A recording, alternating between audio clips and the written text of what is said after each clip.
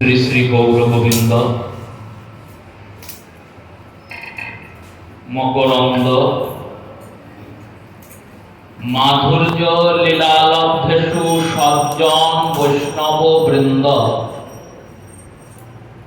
শ্রদ্ধেয়া মাতৃমণ্ডলী চরণে প্রণাম পূর্বক কলিযুগ পাবন অবতার রাধা কৃষ্ণ মিলিত তনু পতিত পাবন শ্রী শ্রী শ্রীমন মহাপ্রভুর কৃপাতে শ্রী গৌর সুন্দরের শুভ আগমন তিথি ফাল্গুনী পূর্ণিমা গৌর পূর্ণিমা তিথি উপলক্ষে ভাগবত সেবা সমিতির দ্বারা আয়োজিত সপ্তদিবসীয় গৌর কথার একবারে বিশ্রাম দিবসে আমরা উপস্থিত হয়েছি। বিগত 6 দিন ধরে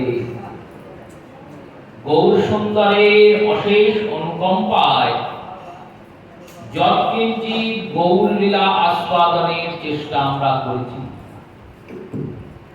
পূর্বদিন কথা শ্রীমন মহাপ্রভুর নদিয়াতে সন্ন্যাস ইচ্ছা প্রকটে বিশ্রামিত হয়েছিল।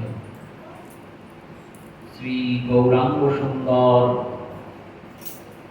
5 জন ব্যক্তিকে পৃথক পৃথক ভাবে নিজের সন্ন্যাস গ্রহণের বাঞ্ছা জানালেন। নিত্যানন্দ প্রভুকে,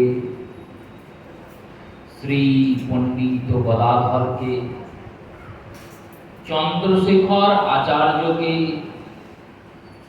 ব্রহ্মানন্দ গিরিকে আর মুকুন্দ দাস, এই 5 জনকেই কেন জানালেন? আর কাউকে জানালেন না কেন?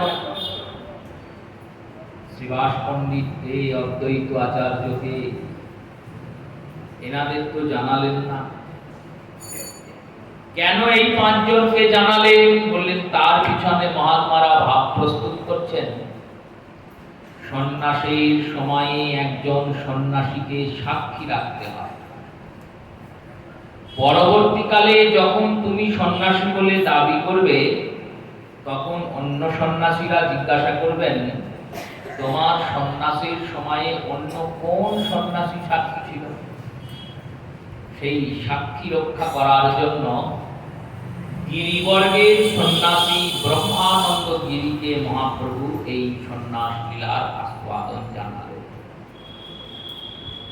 সন্ন্যাসের সময়ে একজন অভিভাবকের প্রয়োজন হয়, যার অনুমতিতে সম্মতিতে সন্ন্যাস নেওয়া উচিত। এই অভিভাবক স্বরূপ নিতাই চাঁদকে প্রভু অবগত করালেন সন্ন্যাসের। একজন রক্ত সম্বন্ধীয় আত্মীয়ের প্রয়োজন হয়। এই রক্ত সম্বন্ধীয় আত্মীয় সচিমাতার ভগিনী সর্বজয়া, আর সর্বজয়ার প্রতি শ্রী চন্দ্রশেখর আচার্য, মহাপ্রভুর মেষমশাই। এই মেষমশাই চন্দ্রশেখর আচার্যকে প্রভু অবগত করালেন। সন্ন্যাস কর্ম সমাধানের জন্য একজন ব্যক্তির, একজন সেবকের প্রয়োজন। এই সেবক স্বরূপ মুকুন্দ দাসকে প্রভু সন্ন্যাস লীলার আস্বাদন জানালেন। আর কৈছন রাধা প্রেমা, কৈছন মধুরিমা, কৈছন সুখতিহ ভোর, এদিন বাঞ্ছিত ধন ব্রজে না হইল পুরাণ, না পাইয়া ভাবিয়েন ওর। তখন ভাবিয়া মনে শ্রী রাধার স্বরূপ বিনে এ বাঞ্ছা পূর্ণ কবু নয়। তাই রাধা ভাব কান্তি ধরি, রাধা প্রেমা গুরু করি, নদিয়াতে হইনু উদয়।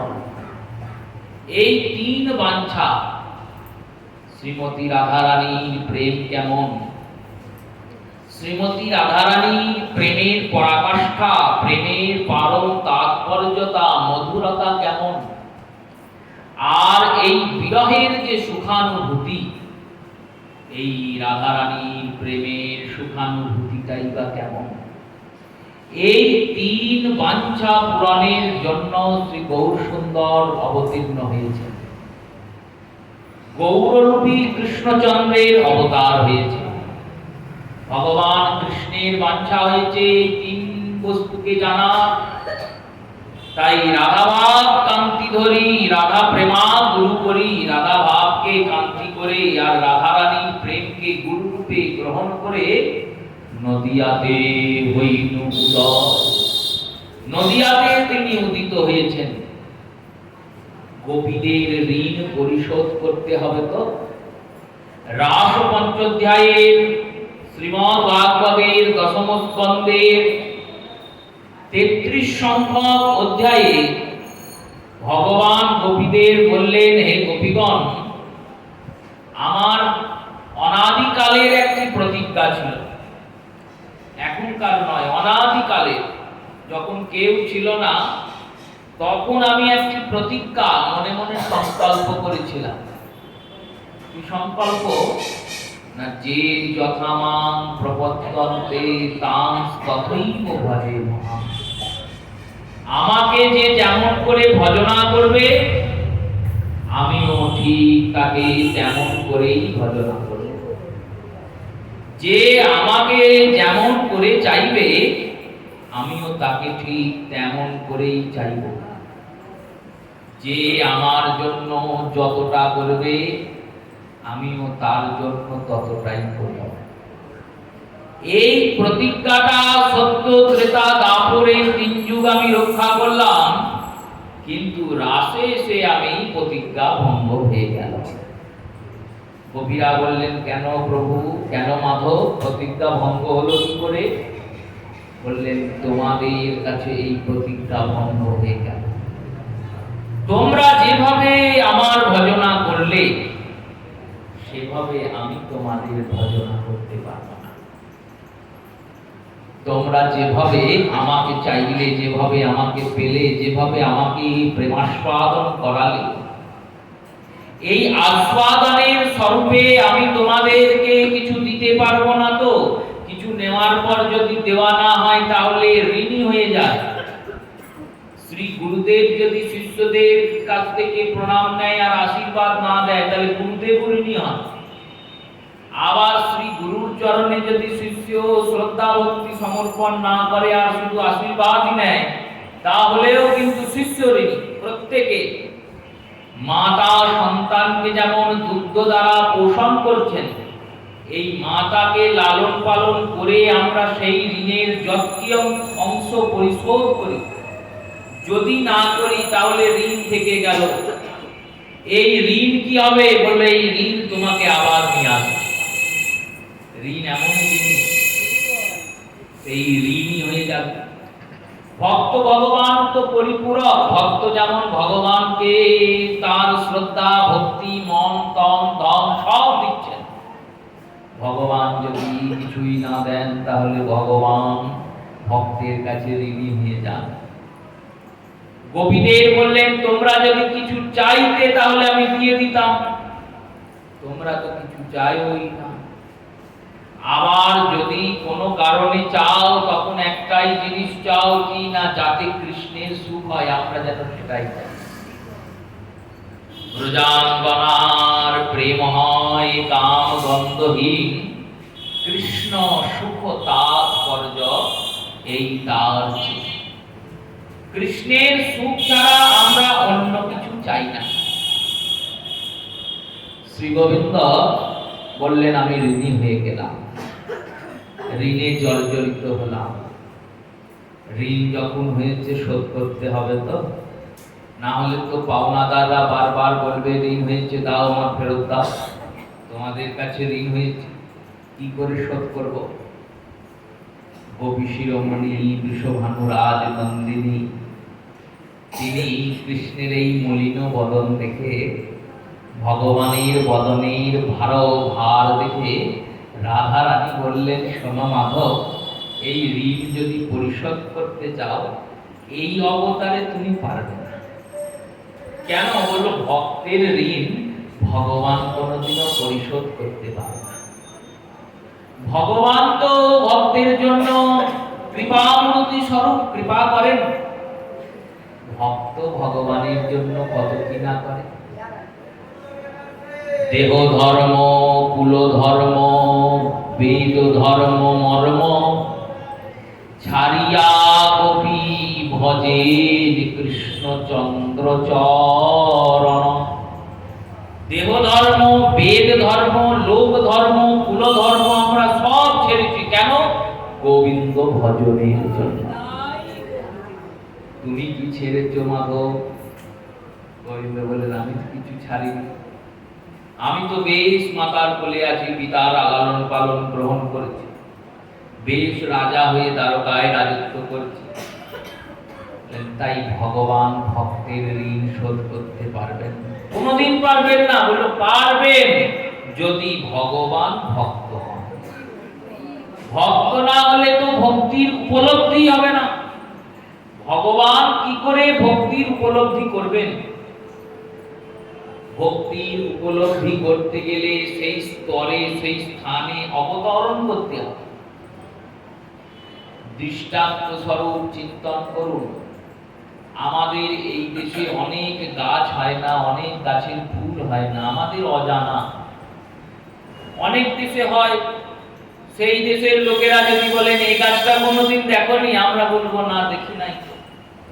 আপেল খাই তো আমরা, আপেল গাছ দেখেছি আমরা? দেখি নাই, কারণ হয় না। ঠান্ডার দেশে হয়। হলো সেই রূপে ভগবান যদি ভক্তি অধ্যয়ন করতে চান, তাহলে ভক্তি অধ্যয়নের জন্য তাকে ভক্ত হতে হবে। ভগবান কোনোদিনও ভক্তের ঋণ শোধ করতে পারে না। শোধ কি করে করবো? বিশ্বমানন্দিনী বললেন, শোনো, তুমি এই অবতারে পারবে না। তাই কলিযুগে, যখন কলিযুগ আসবে, তখন ভক্ত ভাব অঙ্গীকার করি গৌর অবতার হয়ে। আর ততদিনে তো অনেক সময় পার হয়ে যাবে। ঋণ যদি সময় পেরিয়ে যায়, তখন সুদ বাড়ে ঋণের। যখন টাকা ধার দেওয়া হয় কাউকে, যখন সময় পার হয়ে যায়, তখন যে ধার দেয় তার মনে একটা লোভ কাজ করে, যে দিয়েছি তো বেশ পাবো, একটু বেশি পেলে ভালো হয়। তা আমাদের কাছে ঋণ হয়েছে, ঋণটা তো বাড়বে। দাপর যুগ থেকে কলিযুগ, ঋণটা কমবে নাকি? বাড়বে। ঋণটা যখন বাড়বে, তখন তোমাকে কিন্তু সুদে আসলে শোধ দিতে হবে। কৃষ্ণচন্দ্র বললেন, বেশ, সুদে আসলে শোধ দেবো। কি করে শোধ হবে? তুমি যদি ভক্ত হয়ে কৃষ্ণ কৃষ্ণ বলে কাঁদো, তাহলে আসল শোধ হবে। আর যদি জগৎকে কৃষ্ণ বলে কাঁদাতে পারো, তাহলে আমাদের সুদ শোধ হবে। এইবার এতদিন ধরে প্রভু অপেক্ষা করেছেন, তো সেই দাপর থেকে কলি সুদ অনেক বেড়ে গেছে। তাই নিজে কেঁদে আর শোধ হচ্ছে না। শোধ হচ্ছে না বলে চিন্তা করলেন, এবার তাহলে আমি জগৎকে কাঁদাবো কৃষ্ণ বলে।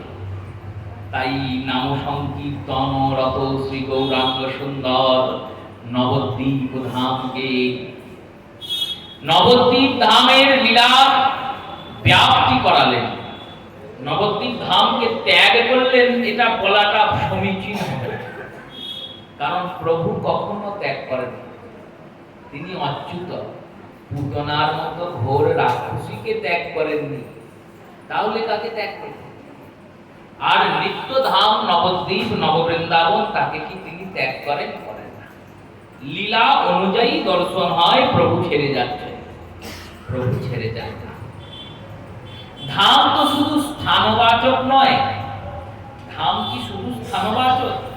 আমরা ভাবি বৃন্দাবন যাব মানে ওই বৃন্দাবন ধামে গিয়ে থাকবো, ওটাই বৃন্দাবন। না, ওটা শুধু বৃন্দাবন ধামে থাকা নয়। তাহলে হৃদয়ে বৃন্দাবন যে চিন্তন করবে, তোমার অন্তঃকরণে বৃন্দাবন এলো, তুমি বৃন্দাবনই আছো। শ্রী গৌরমণ্ডল ভূমি সেবা জানে চিন্তামণি, তার হয় ব্রজভূমে বা। এই তো সিদ্ধান্ত। সেই সুসিদ্ধান্তিকে গৌর সুন্দর সবাইকে জানালেন। এই রাধা ঋণ শোধ করার জন্য ঋণ তো, তাই রাধা তত্ত্বস্বরূপ গদাধরকে জানালেন, তুমি যেন সন্ন্যাসের সময় থেকো, তোমার সামনে আমি ঋণ শোধ করার প্রতিজ্ঞা করব। সন্ন্যাসীর অন্য কোনো কর্ম থাকে না। সন্ন্যাসীর একটাই কর্ম সারা জীবন, কি বলল? ভগবত নাম সংকীর্তন, ভগবত নাম স্মরণ, ভগবত নাম চিন্তন। নাম ছাড়া তো সন্ন্যাসীর কাজ নেই। বিষয়ী ব্যক্তির তবুও কাজ আছে। যদি কাজ না করে অলসতা করে শুধু নাম করে যায়, তাহলে ওই বিষয়ী ব্যক্তি ভগবত নাম স্মরণ করেও কর্তব্য বিমূঢ় হওয়ার জন্য ভগবানের চরণে উপেক্ষিত হয়। বিষয়ী ব্যক্তি যখন আছে তখন বিষয়ের কর্তব্য নির্বাহ করতে হবে। রৈদাস নামক মুচি ছিলেন ভক্ত শিরোমণি, তিনি কিন্তু সবকিছু টুটিয়ে টুটিয়ে ভগবানের নাম করছেন না। কি করছেন? বললো ওই জুতো সেলাই করছেন, জুতোতে একটা করে গিঁট দিচ্ছেন আর কৃষ্ণ নাম করছেন। ছেড়ে দিলেই তো পারতেন, এত কৃষ্ণ অনুরাগ, ছেড়ে দিলেই পারতেন। বললেন না, যতদিন বিষয়ে আছি ততদিন এই বিষয়ের ভঞ্জন করতে হবে, কৃষ্ণ নাম করতে হবে। কতদিন থাকবো? বললো যতদিন না গোবিন্দ ছাড়াই।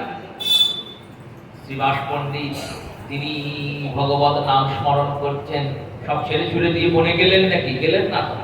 শ্রী অদ্বৈত আচার্য তিনি ভগবত নাম স্মরণ করছেন, তিনি সব ছেড়ে দিলেন? বললেন না, গেলেন না তো। প্রভু সন্ন্যাস নিচ্ছেন। 5 জনাকে জানালেন, ইন্দ্রাণী নাম নিকটে কাটোয়া নামে গ্রাম, তথায় কেশব ভারতী শুদ্ধ নাম, তথা মোর সন্ন্যাস হইল সুনিশ্চিত, মো বই জানিবে মোর পঞ্চভৃত্য। যথা সময় কাল এলো, শ্রী গৌরাঙ্গ সুন্দর শৈত্য প্রবাহ, শীতকাল চলছে, পৌষ মাস। পৌষ মাসের শেষ বেলা, সংক্রামণ কাল। মহাপ্রভু চিন্তন করছেন, মা সচিকে বলছেন, মা আজকে যদি লাউয়ের পায়েস খেতাম খুব ভালো হতো।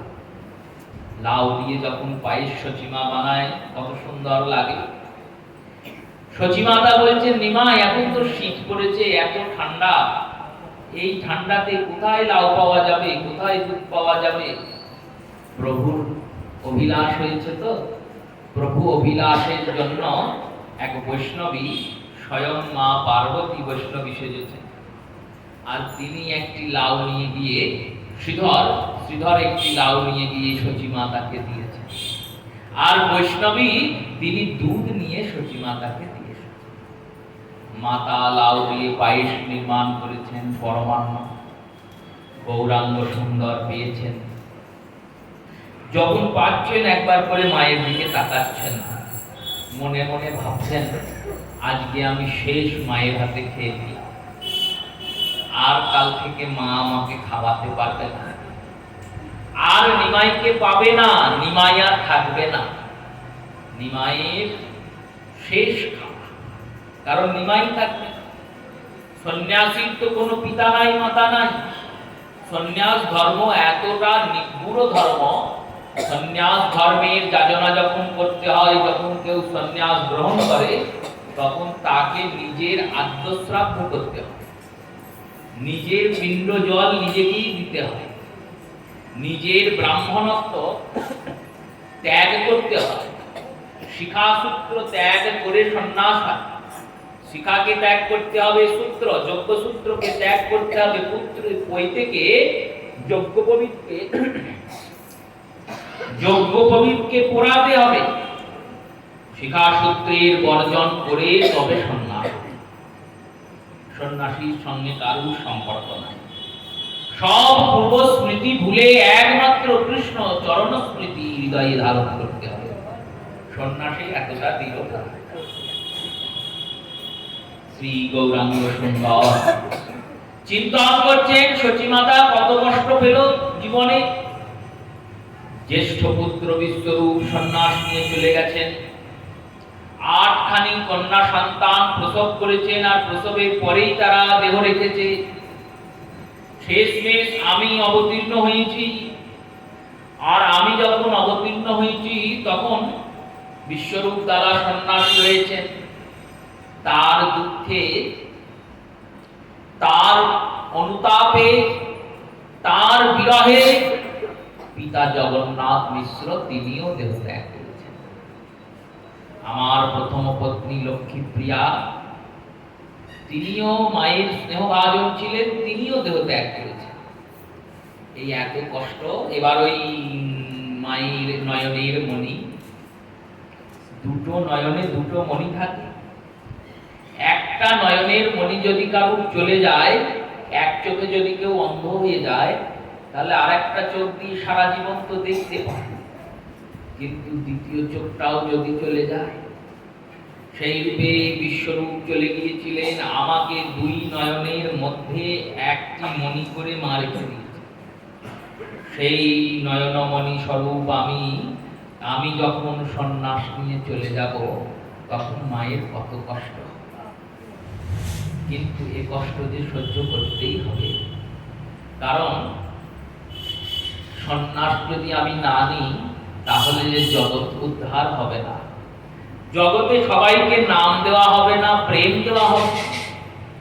সন্ন্যাসীদের মধ্যেই তো লুকিয়ে আছে অজ্ঞানতা, মূঢ়তা। এই অজ্ঞানতা, মূঢ়তাকে সন্ন্যাসী হয়েই দূর করতে হবে। সন্ন্যাসীরা তো সামান্য ব্যক্তির সঙ্গে কথা বলেন না, কিন্তু সন্ন্যাসীর সঙ্গে তো কথা বলবেন। তাই সন্ন্যাস হয়ে, সন্ন্যাস নিয়ে সন্ন্যাসীদের কৃষ্ণ ভক্ত পরায়ণ করতে হবে। মনে মনে সংকল্পিত করলেন, আজকে থেকে যে আমায় শচীসুত বলে ডাকবে, শচীতনয় বলে ডাকবে, তার উপর আমি অচিরাত কৃপা করব। কেন করব? ওই শচী নামটি আমার এত প্রিয়। মায়ের নাম ধরে ডাকছে তো আমাকে, শচীসুত, শচীর ছেলে। এই শচীসুত বলে ডাকলে আমি তার উপর অতিশয় কৃপা করব। শচীতনয় বলে ডাকলে অতিশয় কৃপা করব।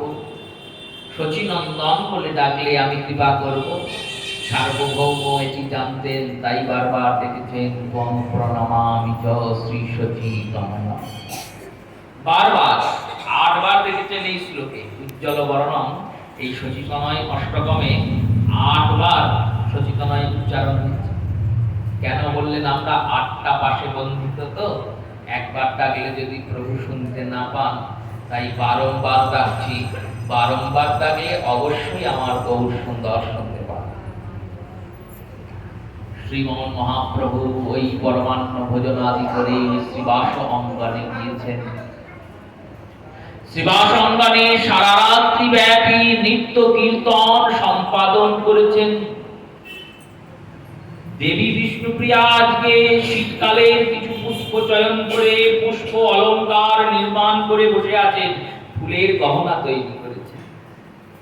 দেবী ভাবছেন, শুনেছি শ্রীবাসাঙ্গনে যখন প্রভু গিয়ে বসেন, তখন বহু মালিনী, বহু ভক্ত নিজ নিজ ভাবপুষ্প গ্রহণ করে, নিজ নিজ ভাবে, নিজ নিজ গুণে স্বরূপে মালা তৈরি করে নিয়ে যান আর মহাপ্রভুকে পরান, আর প্রভু সব মালা করেন। এ নিয়ম এখনো আছে। শ্রী নবদ্বীপে বিষ্ণুপ্রিয়া সেবিত ধামেশ্বর গৌরাঙ্গের কাছে যাবেন, আপনি মালা দেওয়া মাত্রই সেই মালা প্রভুকে পরিয়ে দেবে। যদি 100টা ভক্ত মালা নিয়ে যায়, 100টা মালাই পরাবে।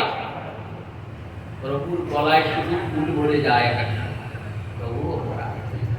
অনেক সময় জিজ্ঞাসা করা হয়েছে, সুদিন প্রভুদের জিজ্ঞাসা করেছি, প্রভুগণ আপনারা এইরকম করে মালা পরান, এত মালা পরানোর তো সব সময় দরকার নেই, তাকে বঞ্চিত করব? যার মালা পরাবো না সেই তো গৌর কৃপা থেকে বঞ্চিত, সেই তো কষ্ট পাবে, মনে মনে ভাববে আমি মালাটা নিয়ে এলাম, পরালো না। পরিয়ে তুলে দেবো, কিন্তু পরাবো। প্রভুর গলায় সবার মালা পরায়। দেবী ভাবছেন কত সুন্দর সাজায় গৌর সুন্দরকে, আমার তো দেখা হয় না, আমি শচী মায়ের সেবাতে থাকি, আজকে আমি প্রাণনাথকে নিজের মতো করে সাজাবো। 24 বর্ষীয় যুবক শ্রী গৌর সুন্দর এসেছেন। শ্রী গৌরাঙ্গ সুন্দরের পদচাপের ধ্বনিতে শ্রী বিষ্ণুপ্রিয়া দেবী উত্থিত হয়েছেন, উঠেছেন, এসে বসেছেন গৌরাঙ্গ সুন্দর। দেবী প্রণাম করেছেন। বিষ্ণুপ্রিয়া দেবীর বদনটি মহাপ্রভু দেখছেন। প্রভুকে বিষ্ণুপ্রিয়া বলছেন, দাসীর একটি নিবেদন ছিল। কি নিবেদন? দাসী আজকে কটা ফুলের মালা গেঁথেছে, এই মালাটা একবার দেখুন তো কেমন হয়েছে। গৌর সুন্দর দেখছেন, দেখে বলছেন খুব সুন্দর হয়েছে, খুব সুন্দর হয়েছে, আমার শ্যাম সুন্দর যদি পরে অপরূপ লাগবে। আমার কৃষ্ণ যখন এই মালাটা পরবেন, তিনি তো বনমালী, বনফুলের মালাতে যখন সাজবেন তখন অপরূপ লাগবে। শ্রীদেবী বললেন, আমি তো কৃষ্ণকে মালা পরাতে পারবো না। কেন? বললো, আমার সে যোগ্যতা নাই, আমি গৌরকে মালা পরাবো। হে গৌর, তুমি কৃষ্ণকে মালা পরাবো। আমি তো গৌরাঙ্গ প্রিয়া, গৌরাঙ্গের অনুগামী হয়ে গৌরাঙ্গ সুন্দরের চরণেই পড়ে থাকবো। মালা দিয়ে সাজিয়েছেন মহাপ্রভুকে, হাতে বাজুবন্ধ পরিয়েছেন, মাথায় মুকুট পরিয়েছেন, গলাতে পুষ্পমালা পরিয়ে সুন্দর করে অবলোকন করছেন। দেবী তখনও জানেন না এই মহাপ্রভুর শেষ দর্শন নবদ্বীপ চন্দ্ররূপে। এরপরে আর এই অপরূপ সুন্দর দর্শন হবে না। ওই দীঘল দীঘল চাঁচর চুল সে আর থাকবে না, কেশ মুন্ডিত হয়ে যাবে। মহাপ্রভু শচীকে শ্রী বিষ্ণুপ্রিয়াকে বললেন, দেবী তুমি তো আমায় মালা পরালে, এবার আমি তোমায় একবার সাজাই। এই বলে প্রভু নিজ পুষ্পমালাতে বিষ্ণুপ্রিয়াকে সাজালেন। সাজানোর পরে যোগমায়াকে আহ্বান করলেন, হে যোগমায়া, হে যোগেশ্বরী, হে যোগপালিকা, তুমি প্রিয়ার চোখে সে নিদ্রা যোগ প্রদান করো, যেন প্রিয়া ঘুমিয়ে যায়। বিষ্ণুপ্রিয়া নিদ্রিত হলেন, আর যেই না নিদ্রিত হয়েছেন অমনি শ্রী গৌরাঙ্গ সুন্দর ধীরে ধীরে উঠলেন। গলার পুষ্পমালা, চরণের পাদুকা, এগুলিকে প্রিয়ার জন্য সম্বল সম্পত্তি করে ধীর পাদে ধীরে ধীরে প্রভু বেরিয়ে চললেন। নিশি অবশেষে আজি উঠি গোরারায়। লোচনদাস বলছেন, নিশি অবশেষে গৌরাঙ্গ সুন্দর উঠলেন, আর উঠে চললেন কোথায়? সুরধ্বনির তীরে আজি চলিলেন ধাই। ভাবিয়া মনের করিব সন্ন্যাস, সুরধ্বনিরে করিয়া প্রণতি।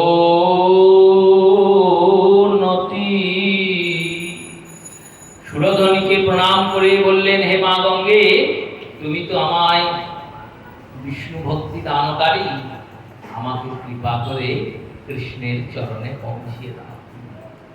এই বলে শ্রী গৌরাঙ্গ সুন্দর সুরধ্বনিতে ঝাঁপ দিলেন, আর ঝাঁপ দিয়ে সন্তরণ করে উঠলেন আমাদের এই শ্রীধাম কাটোয়াতে। প্রাতকাল সবে মাত্র অরুণোদয় হচ্ছে, সূর্য ওঠেনি। সূর্য ওঠার আগে অরুণদেব তার রথ নিয়ে বাহির হয়েছেন, আর সেই অরুণাভ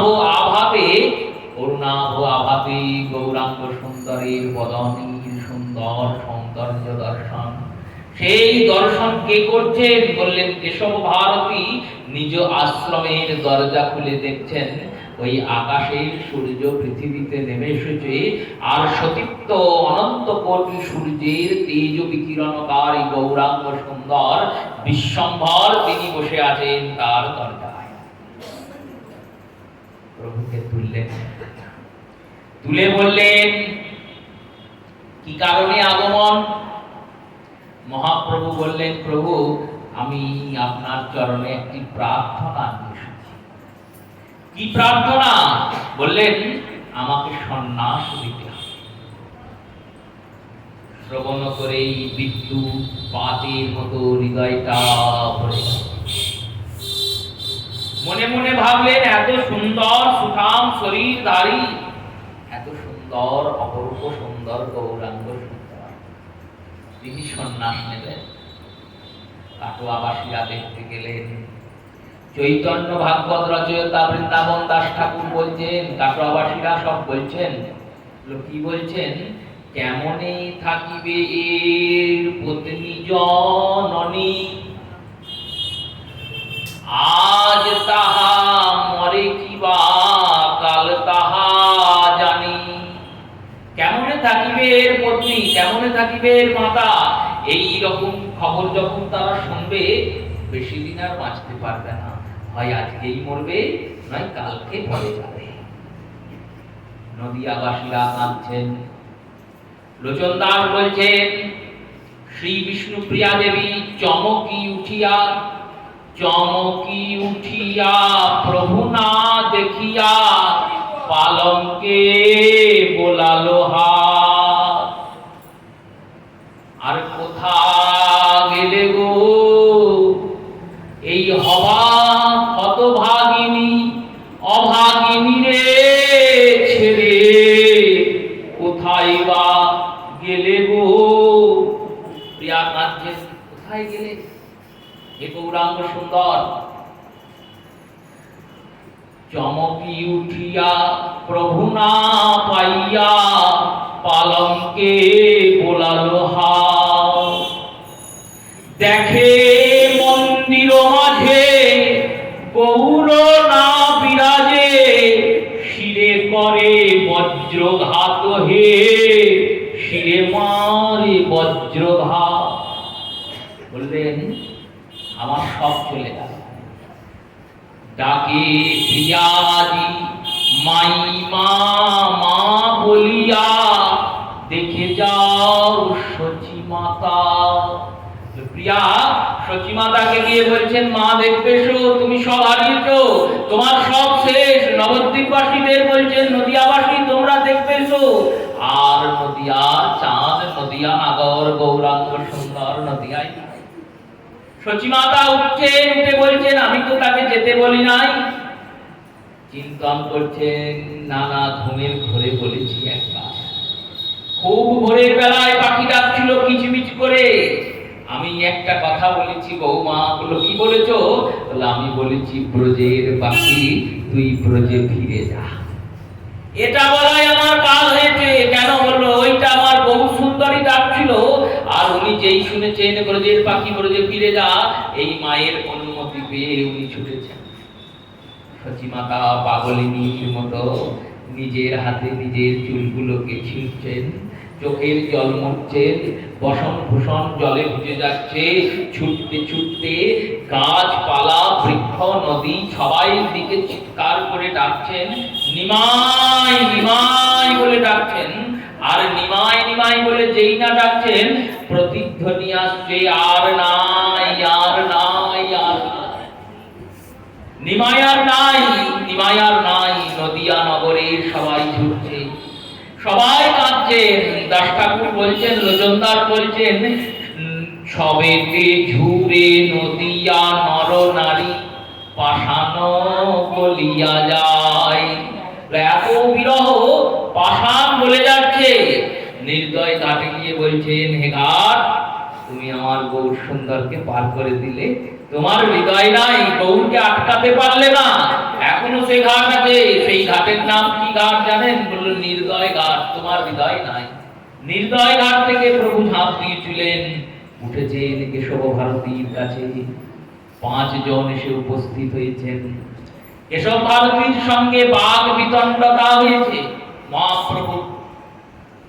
আর বাগ বিতণ্ডতা হওয়ার পরে শেষমেশ কেশব ভারতী বলেছেন, সন্ন্যাস দেব, একটা শর্ত আছে।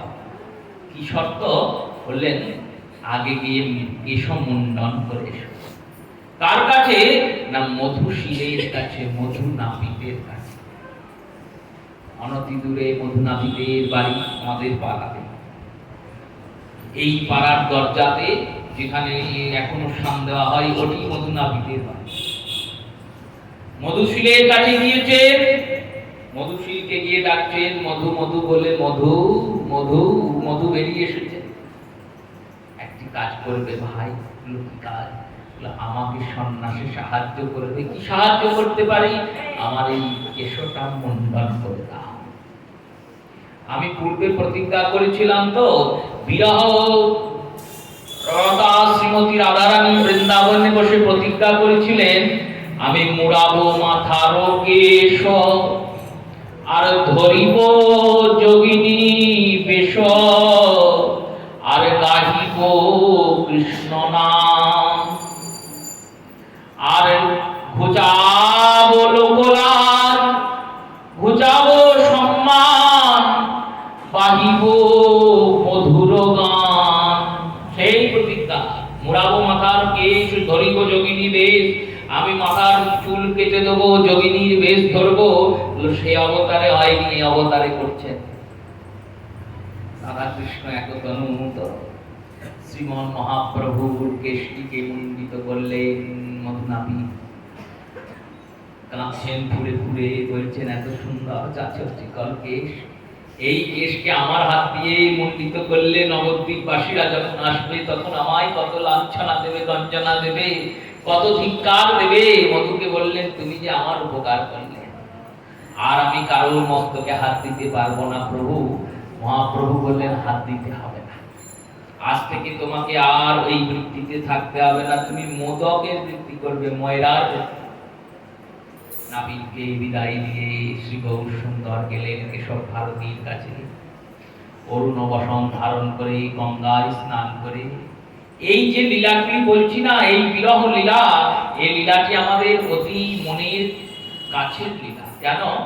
এই লীলা এখানেই হয়েছে, এই যেখানে বসে আমরা হরি কথা শুনছি, এই পাড়ারই লীলা এটি। এই পাড়াতেই আমার গৌর সুন্দর এই লীলা করেছেন।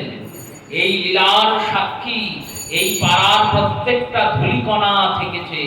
এই পাড়ার ওই ধূলিকণায় আমার গৌর সুন্দরের রাহুল চরণের ধুলা মিশে আছে। ভাগ্যবান দেখুন আমরা কেমন, শুধু গৌর চরণ ধুলা নয়, নিতাইয়ের চরণ ধুলা। কারণ নিত্যানন্দ এসেছেন পাঁচজনের মধ্যে, গদাধরের চরণ ধুলাও মিশে আছে। গদাধর এসেছেন এই পাঁচজনের মধ্যে, অগণিত ভক্ত এসেছেন। ওই দূরে চাকুন্দি গ্রাম থেকে শ্রীনিবাস আচার্য প্রভুর পিতা ছুটতে ছুটতে এসেছেন। শুনেছেন প্রভু সন্ন্যাস নেবে, গঙ্গা যোগে ফিরে এসেছেন। আর আসার পর বসে আছেন, দীক্ষার সময় হয়েছে। এসব ভারতী বলছেন প্রভু তোমায় কি মন্ত্র দেবো, তোমার কি কি মন্ত্র দেওয়া যায়? মহাপ্রভু বললেন কালকে রাত্রে এক স্বপ্নে আমি দেখলাম এক সন্ন্যাসী আমার কানে এই মন্ত্র দিল, দেখুন তো বিচার করে এই মন্ত্র দেওয়া যায় নাকি। এসব ভারতী বিচার করছেন, আর বিচার করলেন, কর্ণে দিলেন মন্ত্র গৌর সুন্দর। গৌর সুন্দর কেশব ভারতীর কানে মন্ত্র দিলেন, আর সেই মন্ত্রই শ্রী গৌরাঙ্গ সুন্দরের কানে কেশব ভারতী। মন্ত্রদান হওয়ার পর নাম দান হয়, সন্ন্যাসী নাম হয়।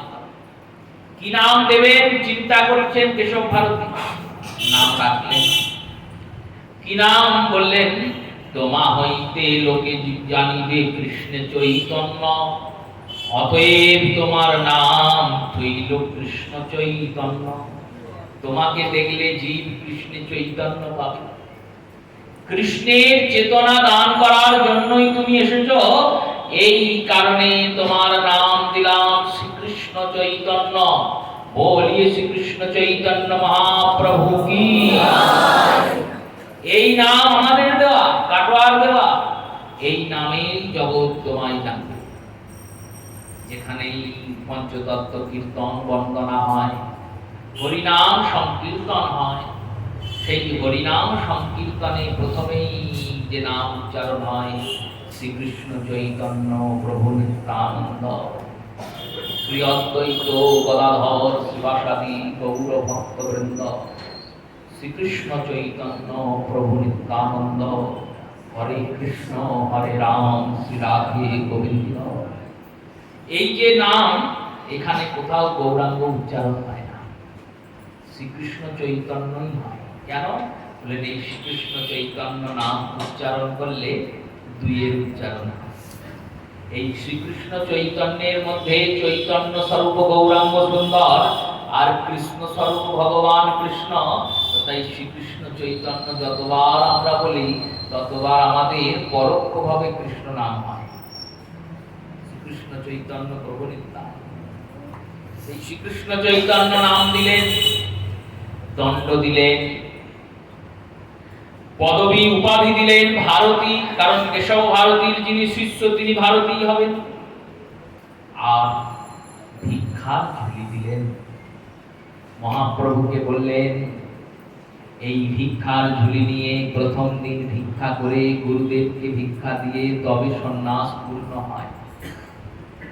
মহাপ্রভু ভিক্ষার ঝুলি কাঁধে করে আমাদের এই শহরের, এই কাটোয়ার নগরের নগরবাসীদের দ্বারে দ্বারে গিয়ে ভিক্ষা দাও, ভিক্ষা দাও, ভিক্ষা দাও করে ভিক্ষা চেয়েছিলেন। যাকেই বলছেন তাকেই বলছেন একবার কৃষ্ণ বলো, আর ভিক্ষা দাও।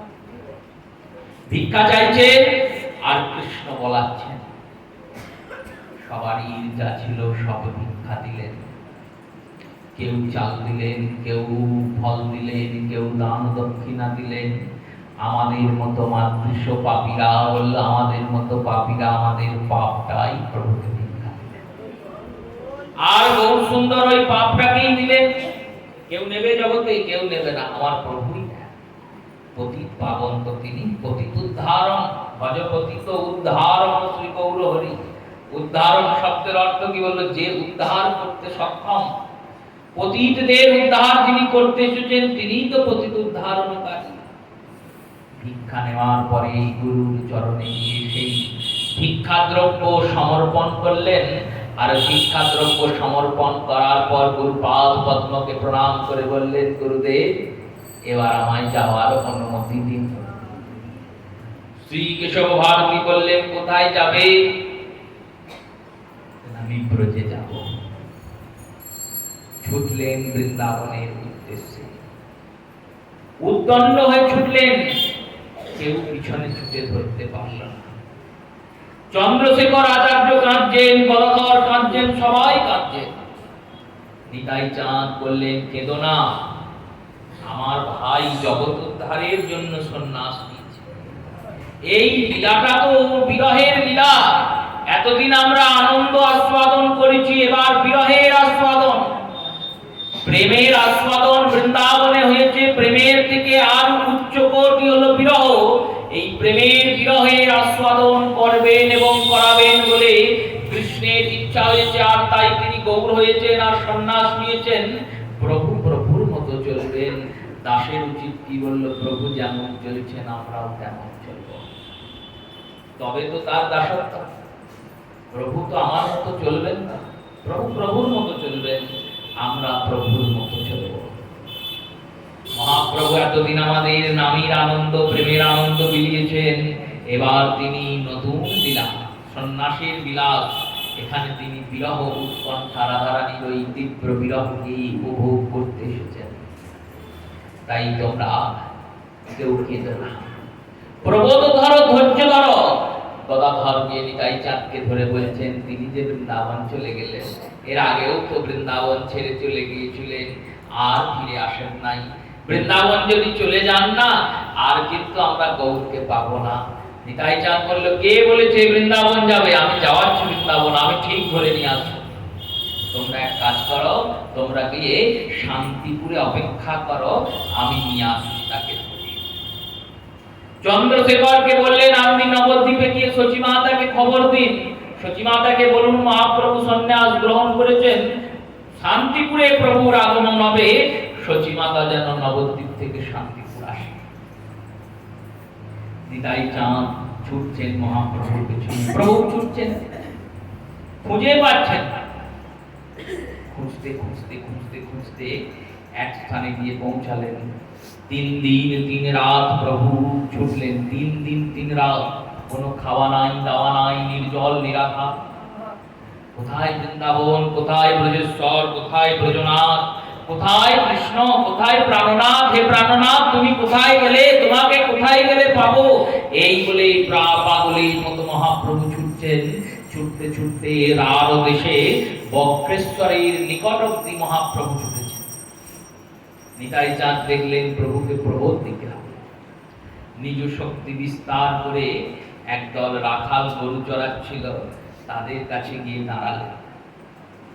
দাঁড়িয়ে জিজ্ঞাসা করতে লাগলেন, কি জিজ্ঞাসা করলেন না, জিজ্ঞাসা করতে লাগলেন, পথে কি দেখলে তারে আমার গৌর ভগবানে, পথে কি দেখলে তারে আমার গৌর ভগবানে, পথে কি দেখলে যেতে আমার গৌর ভগবানে, পথে কি দেখলে যেতে আমার গৌর ভগবানে, যারে কোল যায় না দেওয়া কোল দেয় সে দেখে তারে, যারে কোল দেয় না যাওয়া কোল দেয় সে দেখে তারে, পথে কি দেখলে যেতে আমার গৌর ভগবানে, পথে কি দেখলে যেতে আমার গৌর ভগবানে, নবীন সন্ন্যাসী,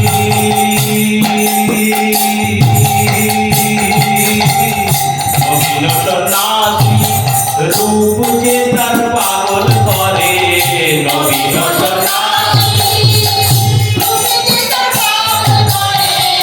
যারে কোল যায় না দেওয়া কোল দেয় সে দেখে তারে, যারে কোল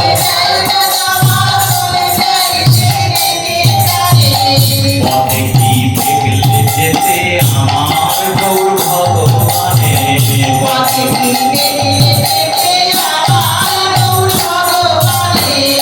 আখিল ঝিনুক তার অবিরল মুক্তা ধরে, আখিল ঝিনুক তার অবিরল,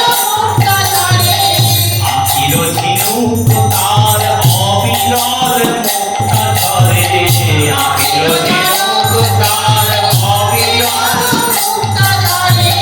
কেঁদে কেঁদে কৃষ্ণ প্রেম ভিক্ষা মাগে তারে তারে, কেঁদে কেঁদে কেঁদে কেঁদে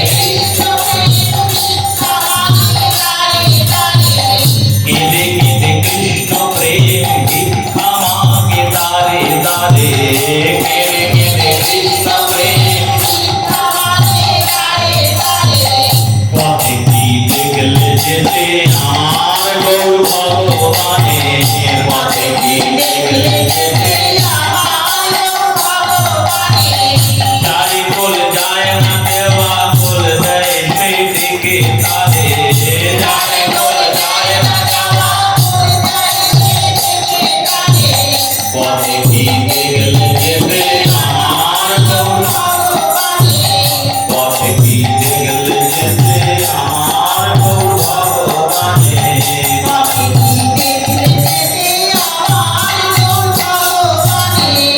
জগতের জগাই মাথায় মগ্ন তারা পাপে পাকে, জগতের জগাই মাথায়, জগতের জগাই মাথায় মগ্ন তারা পাপে পাকে, জগতের মগ্ন তারা সকলের পাপ নিয়েছে সোনার গৌর অঙ্গে মাঝে, সকলের পাপ নিয়েছে সোনার, সকলের পাপ নিয়েছে সোনার গৌর অঙ্গে মাঝে, সকলের পাপ নিয়েছে, পথে কি দেখলে যেতে আমার গৌর ভগবানে, পথে কি যারে কোল যায় না দেওয়া কোল দেয় সে দিকে তারে, যারে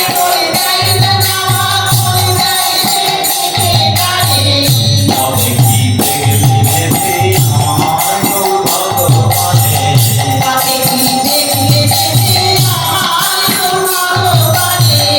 উদয় বক্ষ তার ঠাঁই পেলে সকল জাতে,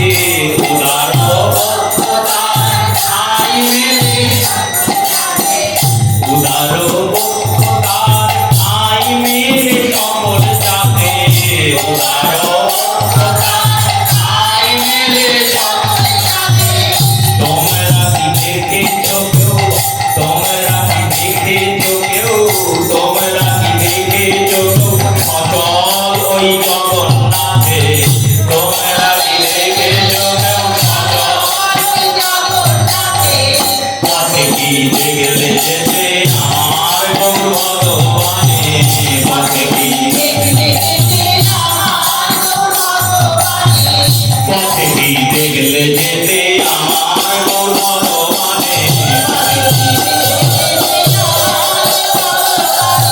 যায় কোথায় নাচে বন্ধু সেদিকে তারে যায় কোথায় পথে কি দেখলে যেতে আমার গৌর ভগবানে পথে কি দেখলে যেতে আমার গৌর ভগবানে बोले कृष्ण चैतन्य महाप्रभु की परम दयाल निताई चाँद की শ্রী নিতাই চাঁদ বললেন দেখেছো তাকে? রাখালরা বললেন হ্যাঁ দেখেছি। বললেন শোনো, এই গরুগুলো নিয়ে তার সামনে গিয়ে চড়াও। চড়ানোর পরে যখন তারা সে তোমার কাছে আসবে না গরুগুলো দেখে, তখন জিজ্ঞাসা করবে বলতে পারো বৃন্দাবনের পথ কোথায়? যখন জিজ্ঞাসা করবে তখন তোমরা ওই শান্তিপুরের দিকের রাস্তাটা দেখিয়ে দেবে। রাখালগুলি গেলেন। মহাপ্রভু উন্মাদের ন্যায় এসে জিজ্ঞাসা করছেন তোমরা বলতে পারো বৃন্দাবনের পথ কোথায়? তোমরা তো গরু চড়াচ্ছ, আমার প্রাণনাথ গরু চড়ায়।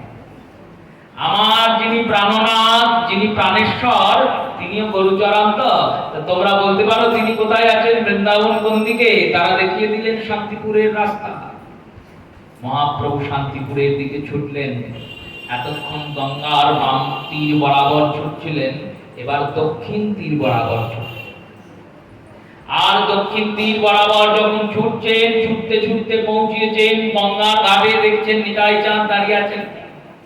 নিত্যানন্দ প্রভুকে দেখে বললেন দাদা তুমি কি করছো এখানে? বললো তুমি তো বৃন্দাবনে এলে, আমিও বৃন্দাবনে এলাম, তোমাকে ছাড়া কি আমি থাকতে পারি? দাদা কি ভাই ছাড়া থাকতে পারে? বৃন্দাবনের কেউ ব্রজ ছেড়ে যায়নি, তোমার সঙ্গে শুধু আমি গিয়েছিলাম, ভুলে গেলে এর মধ্যে? মহাপ্রভু বললেন তাই তো, চলো আমরা বৃন্দাবন যাব। দেখলেন নৌকা ব্যবস্থা করে রেখেছেন নিতাই চাঁদ, নৌকায় চাপো। নৌকায় চাপলেন। গঙ্গা দেখে বলছেন এটা তো লাল লাল জল লাগছে, এটা তো গঙ্গা মনে হচ্ছে। বললো না না, এটা যমুনা, ভালো করে চেয়ে দেখো। কালিন্দিরি কুলে গেলি কদম্বের বন, আর রতন বেদির উপরে বসাবো দুজন। ওই কালিন দিয়েছে। পৌঁছালেন গোপাল। দেখলেন অদ্বৈত প্রভু অপেক্ষা করছেন, মহাপ্রভুকে দেখার জন্য এসেছেন। অচ্যুতনাথ অচ্যুতনাথ এসেছেন, অচ্যুতনাথ এসেছেন, অচ্যুতানন্দ এসেছেন। অদ্বৈত চন্দ্রের আর সন্তানেরাও পৌঁছিয়েছেন। ভৃত্যরূপী ঠাকুর হরিদাস পৌঁছিয়েছেন। সবার চোখ দিয়ে অশ্রুধারা বইছে প্রভুর এই রূপ দেখে। দিব্য কলে বড় মণ্ডিত মণ্ডপ, অপরূপ সুন্দর দিব্যতা, কিন্তু সেই চাঁচর চিকন, সেই মাধুর্যতা প্রভুর আর নাই। দেখলেই শ্রদ্ধা জন্মাচ্ছে। সন্ন্যাসী জ্ঞানে করেন সবাই প্রণাম, সন্ন্যাসী জ্ঞানে সবাই প্রণাম করছেন। মহাপ্রভুকে নিয়ে পৌঁছালেন সীতানাথের গৃহে।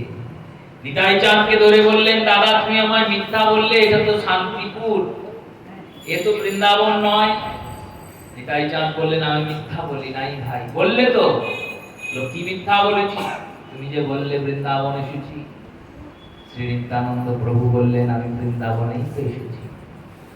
যেথায় তুমি আছো সেটাই তো বৃন্দাবন, যেথায় হরিনাম সংকীর্তন হয় সেটাই তো বৃন্দাবন। অনুভব করে দেখো, বৃন্দাবন আছে আর বৃন্দাবন চন্দ্র নাই। মন্দির আছে, বিগ্রহ নাই, তাকে কি মন্দির বলে আমরা গ্রহণ করতে পারবো? পারবো না। কেন? বললো বিগ্রহ নাই, তাহলে কিসের মন্দির? আর মন্দির নাই কিন্তু বিগ্রহ আছে গাছতলায়, সেটাও মন্দির সমান। কেন? বললো বিগ্রহ আছে তাই ওটাই মন্দির। সেই রূপ বৃন্দাবনের বিগ্রহ স্বরূপ শ্রীমতী রাধারানী, আর বৃন্দাবন চন্দ্র স্বরূপ কৃষ্ণচন্দ্র, দুই মিলে মিশে গৌর হয়েছে। আর সেই গৌরাঙ্গ সুন্দর যেখানে আছে সেটাই তো বৃন্দাবন। মহাপ্রভু পরাভূত হলেন। তিন প্রভু একত্রে বসলেন। বামে সীতানাথ বসছেন, দক্ষিণে নিতাই চাঁদ, বামে শ্রী অদ্বৈত, দক্ষিণে নিতাই, মধ্যাসনে বসিলেন চৈতন্য ঘোষা। তিন প্রভু একঠাই হলেন বাবলার সেই স্থানে। দিনের দর্শন করছেন সবাই সীতানাথ গৌরাঙ্গ নিতাই। নিতাই গৌর সীতানাথের দর্শন। সেই শ্রী তিন প্রভুর একত্রী হওয়ার পর আজকে প্রভুকে অদ্বৈত আচার্য বললেন, প্রভু তুমি কৃপা করে ভোগ গ্রহণ করো। 3 দিন 3 রাত্রি করিয়াছ উপবাস, এবার মোর বাসে কিছু করিও আস্বাদ, এবার আমার কাছে কিছু আস্বাদন করো। সীতা ঠাকুরানী আসি করি নিবেদন, কৃপা করে শচীসুত করহ ভোজন। তুমি খাওনি বলে দেখো, তুমি 3 দিন 3 রাত খাওনি। নিতাই চাঁদ পিছনে পিছনে 3 দিন 3 রাত দৌড়িয়েছে, তিনিও কিছু খাননি। আর তোমরা 3 দিন কিছু খাওনি বলে আমিও কিছু খাইনি। অপেক্ষা করে বসে আছি কখন নিতাই গৌরের মুখে গ্রাস দেবো, কবে পাবো না বলে। মহাপ্রভু কর জোরে কর তুলে অভয় দিয়ে বললেন তথাস্তু। সব ভক্তরা একে একে এসে জুটল। সপার্ষদ, গিরিবর্গ, পুলিবর্গ, ভারতী বর্গ, ঠাকুর বর্গ সবাই, কেউ প্রকটে কেউ অপ্রকটে। যারা সেই সময় প্রকটে আছেন তারা প্রকটে বসলেন, যারা সেই সময় প্রকটে নেই অপ্রকটে হয়ে গেছেন, যারা অপ্রকটে আছেন পরে প্রকট হবেন ভবিষ্যৎবাদ, তারাও ওই কেউ প্রকটে কেউ অপ্রকটে। সপার্ষদ গৌরাঙ্গ সুন্দরীর ভোগ হলো অদ্বৈতের বাসভবন। সীতা ঠাকুরানী রন্ধন করলেন, সেই ভিক্ষা প্রভু গ্রহণ করলেন। আর এরপরে সচিমাতাকে নিয়ে আসা হলো। পরে সচিমাতা এলেন, নিজের হাতে রন্ধন করে মহাপ্রভুকে সেবা করালেন। সচিমাতাকে মহাপ্রভু বললেন, মা আমি সন্ন্যাস নিয়েছি, তো তোমার যদি কোনো আবদার থাকে, তোমার পুত্র ধর্ম আমি পালন করতে পারলাম না, আমায় ক্ষমা করো। তোমার পুত্র ধর্ম পালন করলে যে আমার যুগ ধর্ম পালন করা হতো না। এই যুগ ধর্ম পালনের জন্য, নাম সংকীর্তন প্রচারের জন্য আমি তোমার কাছে ঋণী, বুদ্ধ ধর্ম পালন করতে পারলাম না। তোমার কোনো কি আদেশ আছে? সচিমাতা বললেন, একটি আদেশ, একটি অনুরোধ রাখবে। বাপ বলল, কি আদেশ, কি অনুরোধ? না, তুমি যেন বৃন্দাবন যেও না। বৃন্দাবন যাব না, যেও, কিন্তু বৃন্দাবনে থেকো না। কেন? বৃন্দাবনে গেলে তোমাকে আর দেখতে পাবো না, তোমার খবর পাবো না। তাহলে কোথায় থাকবো? বললেন, বৃন্দাবন সম নীলাদ্রি নীলাচল, এই জগন্নাথে গিয়ে থাকবে। জগন্নাথের কাছে থাকলে তোমার বৃন্দাবন দর্শন হবে।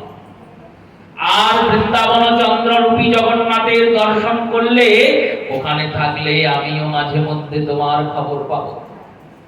সচিমাতার এই আদেশ শুনে মহাপ্রভু কিছুকাল শান্তিপুরে বাস করে রঘুনাথ দাস গোস্বামী পাদ পৌঁছালেন। দাস গোস্বামীকে বললেন, মর্কট বৈরাগ্য কবু না ধরিবে লোক দেখাইয়া, যথাযুক্ত বিষয় মঞ্জ অনাসক্ত হইয়া। এই বলার পরে শেষমেশ যখন শ্রী সীতানাথের গৃহ থেকে গৌর সুন্দর বিদায় নেবেন, এবার নীলাচলের উদ্দেশ্যে যাত্রা হবে। প্রভু সীতানাথ নবদ্বীপবাসী, শান্তিপুরবাসী, নদিয়াপুরবাসী সবাই বললেন, আমরা কার আশ্রয়ে থাকবো প্রভু? তুমি তো নিরাশ্রয় করে যাচ্ছ। মহাপ্রভু বললেন, দেখো অবতারের লীলা হয় প্রকট ও অপ্রকট। অবতার একবার আসবে একবার যাবে, গুরুদেব আসবেন যাবেন, মহাত্মারা আসবেন যাবেন, জগৎ তো আসা যাওয়া করবে না, জগৎ থাকবে। ভক্তরা আসবেন যাবেন, সবসময় আমরা ভক্ত সঙ্গ পাবো না, সবসময় গুরু সঙ্গ পাবো না, বৈষ্ণব সঙ্গ পাবো না। ভাগ্য জোর না হলে ভগবত সঙ্গ তো অনেক দুর্লভ। অবতার কাল তো আর একবারে হয় না, যুগে একবার অবতার। কলিযুগ পাবন অবতার গৌর সুন্দর এসেছেন প্রকটে, লীলাদি করছেন, চলে যাবেন। গুরুদেব আছেন, চলে যাবেন। আমরা চিরকাল থাকবো, কার আশায় থাকবো? তারা তো তাদের জায়গা থেকে আসবেন, কিছুদিন থাকবেন, আমাদের সঙ্গে আনন্দ উপভোগ করবেন। উপভোগ করার পর যেমন অতিথি আসে, উৎসবাদী হয়ে যায়, অতিথি চলে যায়, যেমন তারাও এই প্রেমোৎসব করে নিজ নিজ ধামে চলে যাবেন। আমরা তো করে রইব, আমরা কার আশ্রয়ে থাকবো প্রভু? মহাপ্রভু বললেন, শোনো, জগতের আশ্রয় একটাই। কি আশ্রয়? না হরে কৃষ্ণ কৃষ্ণ কৃষ্ণ হরে হরে, হরে রাম রাম রাম হরে হরে। এই নামকে আশ্রয় করে থাকবে, দেখবে নাম তোমার বিরহ জ্বালাকে নিবারণ করবে, নাম তোমায় শান্তি দেবে, নাম তোমায় স্বস্তি দেবে, নাম তোমায় তৃপ্তি দেবে, আর নামই তোমায় গৌর দেবে। এই নামেরই এত ক্ষমতা, নামের আশ্রয়ে জগৎ থাকবে, নামকে আশ্রয় করে থাকবে। মহাপ্রভু নাম উপদেশ করে ছুটলেন। প্রভুর সঙ্গে আরো পারিষদ বৃন্দরাও পিছনে পিছনে যাচ্ছেন। তীরের বেগে, তীর যেমন বেগে যায়, প্রভু সেই রকম বেগে ছুটছেন। যেতে যেতে কুলের পাট নামক একটি স্থানে প্রভু কিছুক্ষণের জন্য বিশ্রামিত হলেন। কেন না, প্রভু বিরহে শ্রীবাস নবদ্বীপ ত্যাগ করেছে। কুমারহট্ট নামক গ্রামে গিয়ে শ্রীবাস বাস করছে। শ্রীবাসকে দেখা দিয়ে যেতে হবে। তো কুমারহট্টের কাছে কুলের পাট, সেখানে গিয়ে প্রভু শ্রীবাসের সঙ্গে মিলিত হলেন। শ্রীবাসকে বললেন, তুমি আর নবদ্বীপ যাবে না শ্রীবাস? শ্রীবাস বললেন, নবদ্বীপের প্রাণী নবদ্বীপে নেই, কি করে গিয়ে নবদ্বীপে থাকবো? বেশ, তুমি এখানেই থাকো। শ্রীবাসের সঙ্গে কথা বলছেন, কিছুক্ষণের মধ্যে এক ব্যক্তি কুষ্ঠরোগী এসে উপস্থিত হলো। উপস্থিত হয়ে বলতে লাগলো, প্রভু আমাকে কৃপা করুন, আমি যে বহু অপরাধের অপরাধী। মহাপ্রভু বললেন, কে তুমি? তোমার এই রকম দশা কি করে হয়েছে? তিনি বললেন, আমার নাম চাপাল গোপাল। আমি শ্রীবাসের ঘরের বাইরে ওই ছাদ মুন্ড লাগিয়ে দিয়েছিলাম, পরের দিন আমার গায়ে এরকম কুষ্ঠ বেরিয়েছে। গঙ্গায় ডুবে মরতে গেছিলাম, মা গঙ্গা শুকিয়ে চলে গিয়েছে, মা গঙ্গাও আমায় নেয়নি।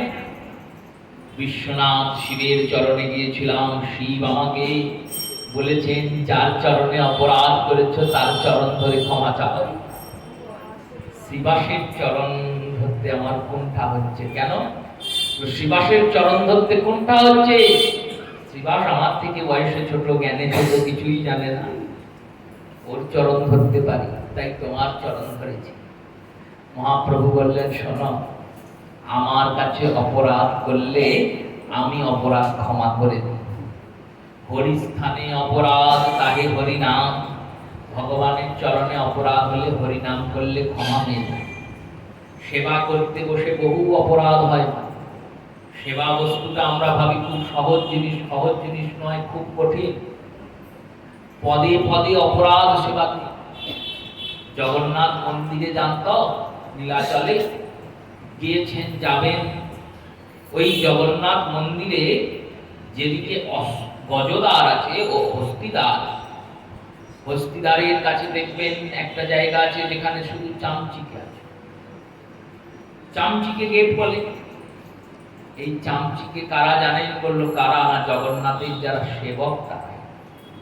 সেবা অপরাধের ফলে তারা মনুষ্য জনি ত্যাগ করে চামচিকে হয়ে জন্মেছে। জগন্নাথ ওই স্থানটিকে রেখে দিয়েছেন সামনে। কেন? যাতে আমরা অনুভব করতে পারি সেবা করতে গেলে পদে পদে অপরাধ হয়। সেবা অপরাধ খণ্ডনের উপায় কি? বললে একটাই উপায়, হরিস্থানে অপরাধ তাহে হরিনাম। হরিস্থানে অপরাধ হলে হরিনাম করতে হয়। তোমার স্থানে অপরাধ নাহি কো হেরান।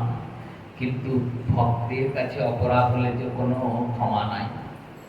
আমি তোমায় ক্ষমা করতে পারবো না, তাহলে তুমি শ্রীবাসের চরণে ক্ষমা চাও। তিনি শ্রীবাস চরণে ক্ষমা চাইলেন। শ্রীবাসের চরণে যেই না গেলেন, অমনি শ্রীবাস গৌর সুন্দরের চরণে তাকে পৌঁছিতে মহাপ্রভুর চরণটি ধরে তার মাথায় দিয়ে দিলেন। আর যেই না তার মস্তকে প্রভুর আতুল চরণ স্পর্শ হলো, অমনি তার অঙ্গের কুষ্ঠ ব্যাধি সেরে গেল, আর তিনি কৃষ্ণ প্রেমে পুষ্ট হয়ে গেলেন। আর পুষ্ট হয়ে জয়গান করতে লাগলেন, গাইতে লাগলেন, বৃন্দাবন বাসী যত বৈষ্ণবের গণ। প্রথমে বন্দনা করি সবার চরণ। বৃন্দাবনবাসী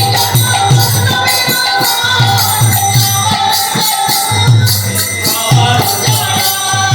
আরে নীলাচলবাসী যত মহাপ্রভুর ভক্ত, সবার চরণ বন্দী হইয়া অনুরক্ত।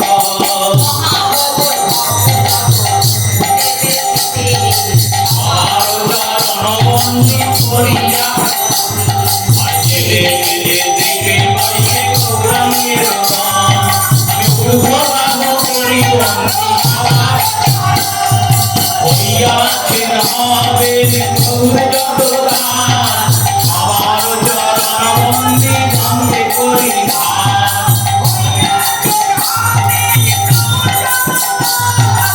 আমার চরণ বন্দী বন্দে ব্রহ্মাণ্ডকারিতে শক্তি ধরে জমে জমে, শিবের পুরাণী গুণ গায় দেবা শুনে।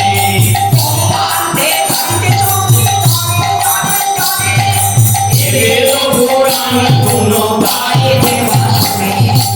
মহাপ্রভুর গণ সর্বদিত পাবন, তাই লোভে মুই পাপি হইনু শরণ। বন্দনা করিতে মুই কত শক্তি ধরি, তমোধি দোষে মুই ব্রহ্ম মাত্র করি। তথাপি মুখের ভাগ্য মনের উল্লাস, দোষ কমি মুয় তুমি করণি যোগান। সর্ববাঞ্ছা সিদ্ধ হয় চন্দন মঞ্জুরি, জগতে দুর্লভ হইয়া প্রেম ধন লুটে।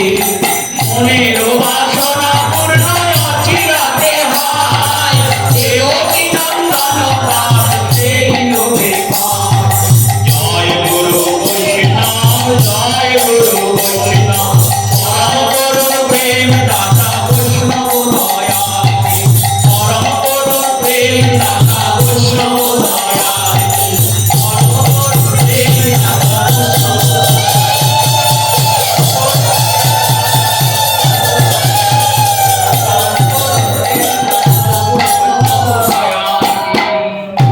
बोलिए गौर भक्त वृंदो की। গৌরাঙ্গের ভক্তদের স্তুতি করলেন, আর তার নাম পরিবর্তন হয়ে দেবকী নন্দন হলো। চাপাল গোপাল উদ্ধার করে মহাপ্রভু চললেন নীলাচলের দিকে। নীলাচলের দিকে যেতে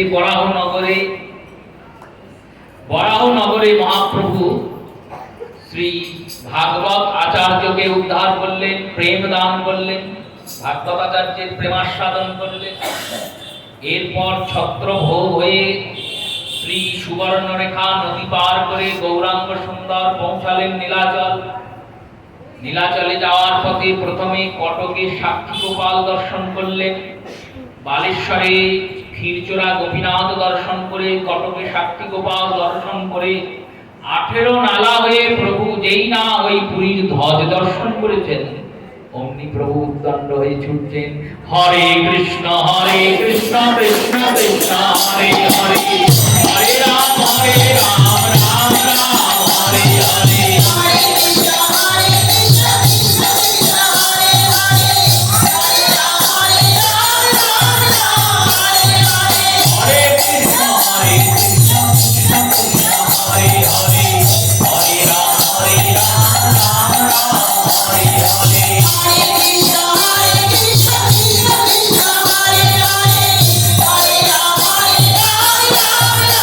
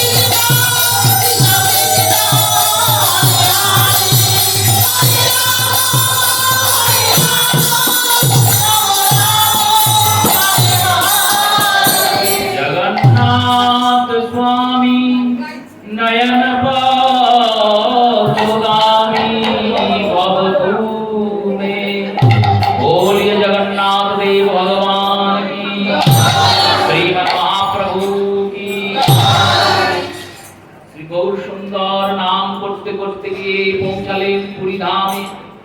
একবারে তীরের বেগে গর্ভ মন্দিরে প্রবেশ করলেন। আর হা প্রাণনাথ প্রাণেশ্বর প্রাণের সখা, হা প্রাণ বল্লভ, হা কৃষ্ণ বলতে বলতে শ্রী জগন্নাথকে আলিঙ্গন করলেন। আর যেই আলিঙ্গন করেছেন, পান্ডারা অমনি মহাপ্রভুকে ধরে নামালেন। আর নামিয়ে প্রায় প্রহার করতে যাবেন, দেখলেন প্রভু অজ্ঞান হয়ে গেছে, অচেতন হয়ে গেছেন। বহুদিনের সখাকে পেয়েছেন, বহুদিনের প্রাণেশ্বরকে পেয়েছেন।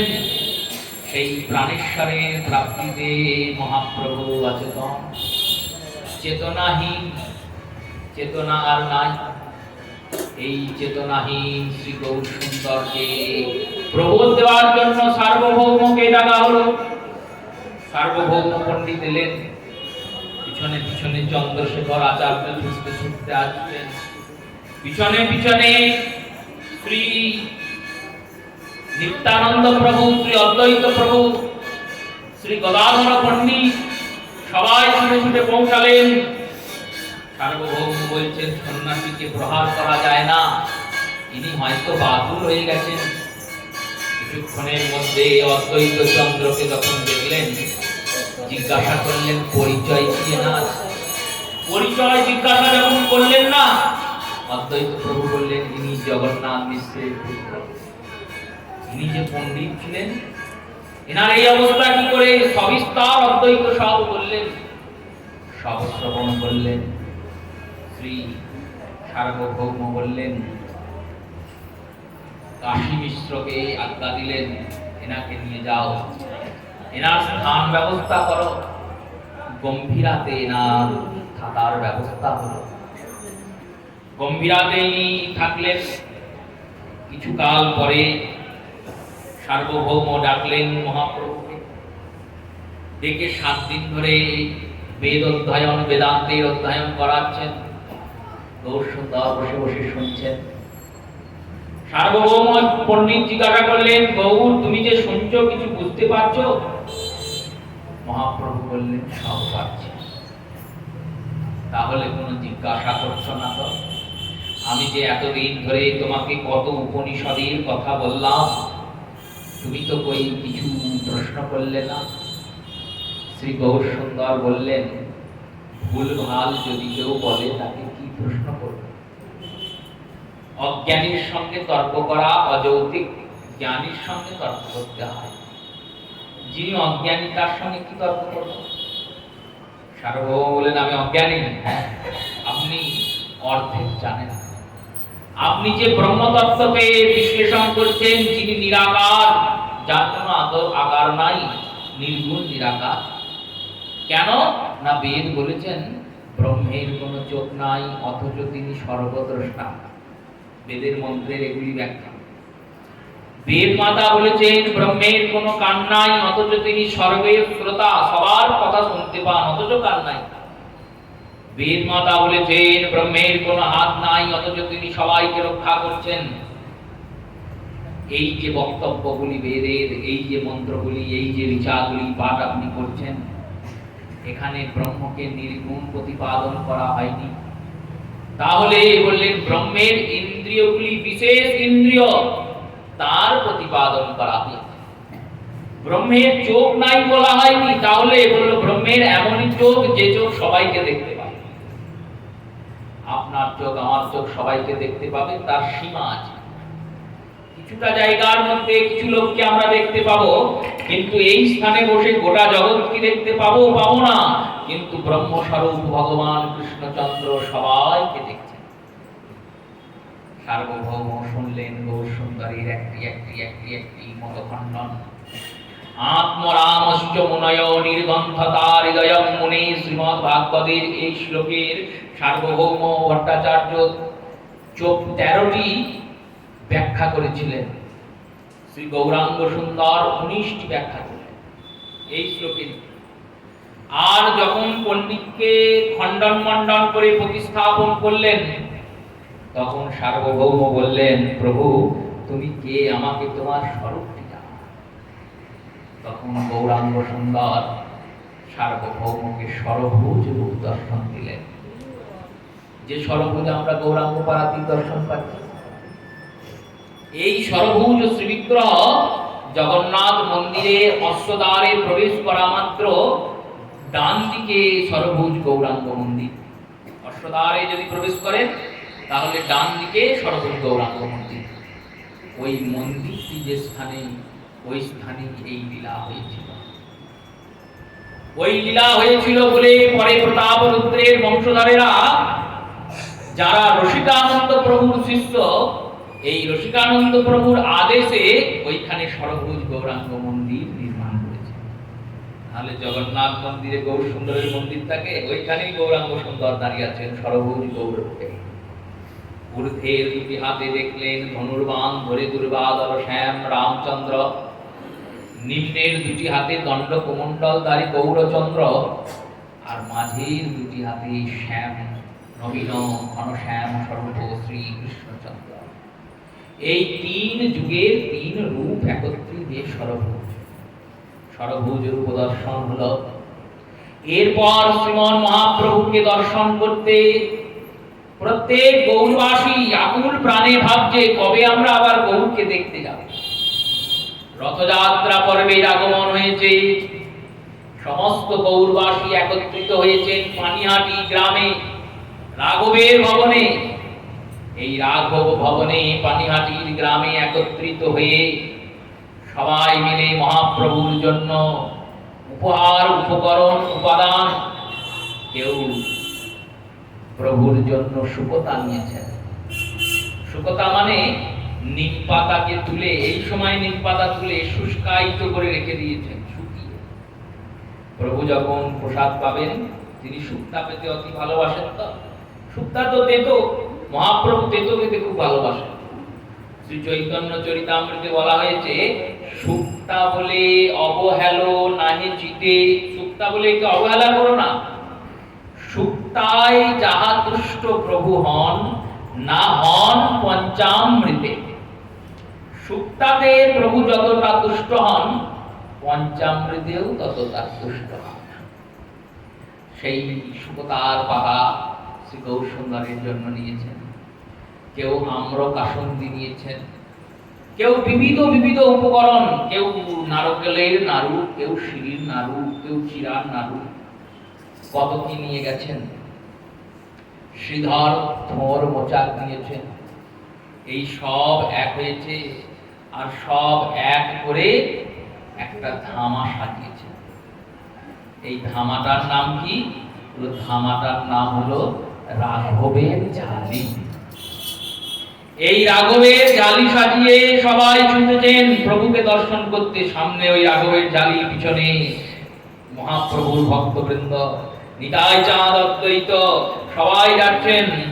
আর সবাই বলতে বলতে যাচ্ছেন, গোরা গোরা গোরা গোরা গোরা গোহে, গোরা গোরা গোরা গোরা গোরা গোহে, গোরা প্রাণ গোরা গোরা গোহে, গোরা প্রাণ গোরা গোরা গোহে, গোরা গোহে, রাধে রাধে গোরা গোহে, মায়ের জন্য তারা গোরা গোহে, লক্ষ্মী মায়ের মায়া প্রেমা গোরা গোহে, আর প্রাণ গোরা গোরা গোহে, বিষ্ণুপ্রিয়ার প্রাণ গোরা গোরা গোহে,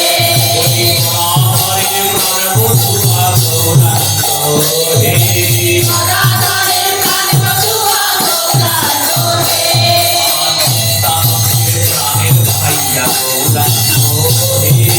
বিদ্যানন্দের প্রাণের ভায়া গোরা গোহে, বিমলানন্দের নাটুয়া গোরা গোরা গোহে,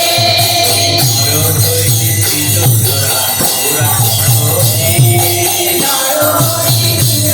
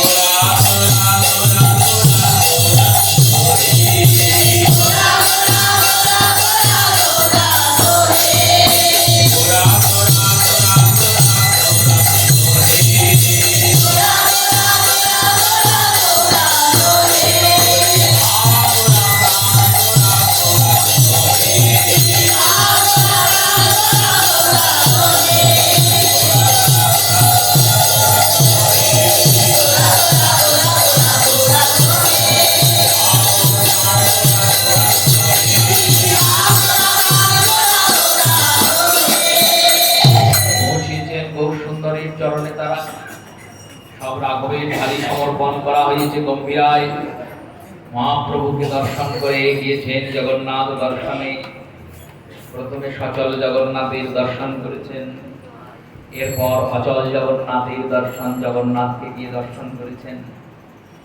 আর দুই জগন্নাথ দর্শন করার পরে প্রভুকে দর্শন করছেন, প্রভুর সান্নিধ্যে থাকছেন। মহাপ্রভু বললেন, দেখো কালকে নীলাদ্রিনাথ জগন্নাথের নেত্রোৎসব হবে, আর নেত্রোৎসবের পরে প্রভু আসবেন শ্রী গুন্ডিচা মন্দিরে। আমাদের কর্তব্য গুন্ডিচার মার্জন করা।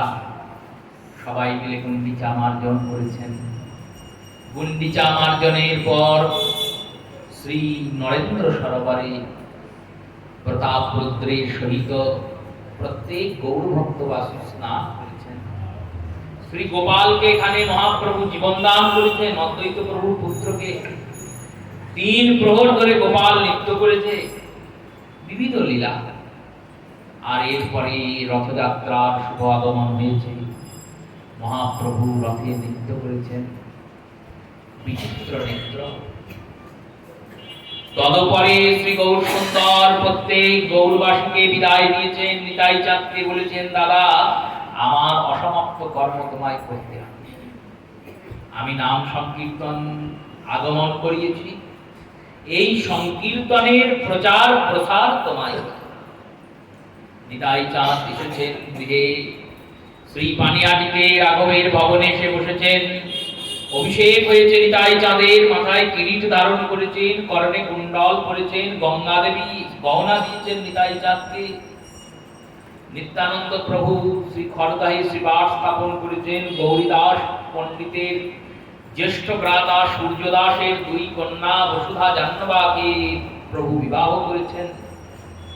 আর মহাপ্রভু শ্রী গৌরসুন্দর তিনি পুরী থেকে গিয়েছেন দক্ষিণ ভারত। দক্ষিণ ভারতকে বিজয় করে পুনরায় নীলাচল আগমন। তারপরে শ্রী গৌরসুন্দর বৃন্দাবন যাবেন বলে এসেছেন। আর এসে এই গৌরবঙ্গের উপর দিয়ে নিজ মাতৃভূমি দর্শন করে পৌঁছিয়েছেন রামকেলিতে। রামকেলিতে যখন গৌরসুন্দর যাচ্ছেন, প্রভু নৃত্য করতে করতে যাচ্ছেন, আর প্রভুর পিছনে 1 লক্ষ খোল বাদক খোল বাজাতে বাজাতে যাচ্ছেন। সংকীর্তনের কত সংখ্যা সেটা তো কেউ বলতেই পারবে না, শুধু খোল বাদকের সংখ্যা বলা হয়েছে 1 লক্ষ। 1 লক্ষ খোল বাজছে, আর সেই 1 লক্ষ খোল বাদকের সামনে মহাপ্রভু নৃত্য করতে করতে যাচ্ছেন। কেউ না কোনো লোককে কেউ জিজ্ঞাসা করছেন, হ্যাঁ গো তোমরা কি ওনাকে চেনো? বললো চিনি না। তাহলে নাম করছো কেন? বললো উনি যখন নাম করতে করতে যান, তখন ওনার ওই প্রেমময় নাম শ্রবণ করে আমাদের মুখ থেকে এমনিতেই নাম বেরিয়ে যায়। এই হলো মহিমা গৌর সুন্দরে, এই মাধুর্যতা, ঐশ্বর্যের প্রকাশ এখানে পৌঁছিয়েছেন। হুসেন শাহ দেখছে একটা লোক যাচ্ছে, তার পিছনে একটা লোকের পিছনে লক্ষ লক্ষ লোক ছুটছে। এই লোক যদি বলে যে যাও গিয়ে হুসেন শাহ সব শেষ করে দাও, ও তো এখনই গদি পাল্টিয়ে দেবে। 2 জন মন্ত্রী ছিল কাছে, একজন কোষাধ্যক্ষ আর একজন রাজমন্ত্রী। একজনের নাম দাবির খাস, একজনের নাম সাগর মল্লিক। 2 জনকে ডাকলেন, ডেকে বললেন যাও তো গিয়ে খবর আগমন নিয়ে এসো, উনি কে? মহাপ্রভুর চরণে এলেন। প্রভু জিজ্ঞাসা করলেন, তোমাদের নাম কি ভাই? একজন বললেন আমার নাম রূপ, একজন বললেন আমার নাম সনাতন। রূপ আর সনাতন দর্শন করলেন মহাপ্রভুকে। মহাপ্রভুকে দর্শন করে 2 ভাই বললেন, এ তো নহে ব্রজে যাবার আয়োজন, কি কারণে এই রূপে করিছ ব্রজেতে গমন? মহাপ্রভুকে বললেন, দেখো প্রভু তুমি তো বৃন্দাবন যাবে, বৃন্দাবন যেতে গেলে কি এত লোক নিয়ে যায়? এত লোক নিয়ে গিয়ে তুমি কি করবে? লোকগুলোর চিন্তা করবে না ব্রজেন্দ্র নন্দনের চিন্তা করবে? মহাপ্রভু ভাবলেন কথাটা তো ভুল বলে নাই। রূপ সনাতনকে প্রেম দান করলেন। রূপ প্রভুকে বললেন, প্রভু আমার কৃপা কবে হবে? মহাপ্রভু বললেন, আমি ঠিক সময়ে তোমাদের দর্শন করব, তোমাদের ঠিক সময়ে আমি ডেকে নেব। মহাপ্রভু এগিয়ে গেলেন, কানাই তার শাল অগ্নি দর্শন করে ভক্ত কৃপা করে শ্রী গৌরসুন্দর পুনরায় নীলাচল আগমন করলেন। আর তার 2 বছর পর শ্রী গৌরসুন্দর ঝাড়খণ্ডের পথ দিয়ে যাচ্ছেন, 2 জন সঙ্গে আছে। এই 2 জনের বসে 3 জনকে নেন। কেন বললো বৃন্দাবন যেতে হবে আমার, আর বৃন্দাবন যাওয়ার সময় যদি বেশি লোক জানাজানি হয় কি হবে? বললো ওই লোক ভিড় বাড়বে, যাওয়ার হবে। 2 জনকে সঙ্গে নিয়ে শ্রী মহাপ্রভু চললেন ঝাড়খণ্ডের পথে। পিছনে ওই সেবকেরা প্রভুর কৌপিন বহির্বাস বহন করতে করতে যাচ্ছেন। মহাপ্রভু উদ্দণ্ড হয়ে হাত মিলে নাম করতে করতে চললেন, হরে কৃষ্ণ কৃষ্ণ কৃষ্ণ হরে হরে, হরে রাম রাম রাম হরে। এই নাম করতে করতে মহাপ্রভু যাচ্ছেন। পথের মাঝখানে একটা বাঘ শুয়ে আছে, সে ঘুমাচ্ছে মনের আনন্দে। বন তো ঝাড়খণ্ড একবারে বন্য প্রদেশ, জঙ্গলের মধ্যে দিয়ে মহাপ্রভু যাচ্ছেন। বনের মাঝে তো বাঘ থাকবেই, তাদেরই তো ক্ষেত্র, তাদেরই তো জায়গা, মানুষের যাওয়ার তো জায়গা নয়। মহাপ্রভু যাচ্ছেন বনের পথ দিয়ে। কেন বলো? নগর পথ দিয়ে গেলে সব লোক জুটবে, বন্য পথে লোক জুটবে না, তাই বন দিয়ে যাচ্ছেন। মহাত্মারা বলছেন শুধু তাই নয়, প্রভু চিন্তন করছেন জীবগণদের মানবগণদের তো আমি নাম দিলাম, এই পশু পাখিরা নাম কি করে পাবে? পশু পাখিদের তো উদ্ধার করতে হবে, তাই পশু পাখিদের উপর নাম মহিমার কৃপা দর্শন করাবেন বলে মহাপ্রভু এই কর্ম করছেন। নৃত্য করতে করতে যাচ্ছেন, পিছনে এনারা 2 জন ভাবছেন এবার কি হবে? প্রভু যদি বাঘটাকে দেখতে না পায়, বাঘটা যদি প্রভুকে তাড়া করে, প্রভুর অনিষ্ট করে, এই চিন্তন করতে করতে যাচ্ছেন। আর প্রভু নৃত্য করতে করতে ভাবে, নৃত্য করতে করতে বাঘের যে উদর পেট, ওই পেটে গিয়ে পা দিয়েছে। আর যেই বাঘের পেটে পা দিয়েছেন, বাঘ তো ঘুমাচ্ছিল, চিৎকার করে হুঙ্কার গর্জন করে তাকিয়েছেন মহাপ্রভুর দিকে। আর মহাপ্রভু কি করেছেন? মহাপ্রভু বাঘ ঘেরে উঠিয়া প্রভু নিলেন উঠাইয়া, কৃষ্ণ বল কহিলেন ধাইয়া। যাহা প্রভু বাঘেরে উঠাইল বলে, কৃষ্ণ বলে বাঘ তাহা নাচে বাবু। মহাপ্রভু যে ওই বাঘটিকে উঠিয়েছেন না, আর বলছেন বল কৃষ্ণ কহ কৃষ্ণ নাম, কৃষ্ণ মাতা কৃষ্ণ পিতা কৃষ্ণ গুণধাম। কৃষ্ণ বলো। বাঘটাকে তুলেছেন, বাঘটা 2 হাত তুলে বলছেন কৃষ্ণ কৃষ্ণ। হাতি নাচছে কৃষ্ণ কৃষ্ণ বলে, হরিণ নাচছে কৃষ্ণ কৃষ্ণ বলে। ঝাড়খণ্ডের পথে পশু পাখি লতা গুল্ম পাতা কেউ গৌর প্রেম পেতে বাকি রইল না, সবাই গৌর প্রেম বন্যায় ভেসে গেল। আর সেই গৌর প্রেম বন্যায় ভাসতে ভাসতে শ্রী গৌরাঙ্গ সুন্দর ঝাড়খণ্ড হয়ে প্রয়াগরাজ, কাশী, বেনারস। প্রয়াগরাজে শ্রী রূপ গোস্বামী পাদকে উদ্ধার করলেন, শ্রী রূপ গোস্বামীকে কৃপা করলেন, বললেন যাও বৃন্দাবন। আর কাশীতে সনাতন গোস্বামীকে কৃপা করলেন, প্রকাশানন্দকে উদ্ধার করে প্রবোধানন্দ নাম দিলেন।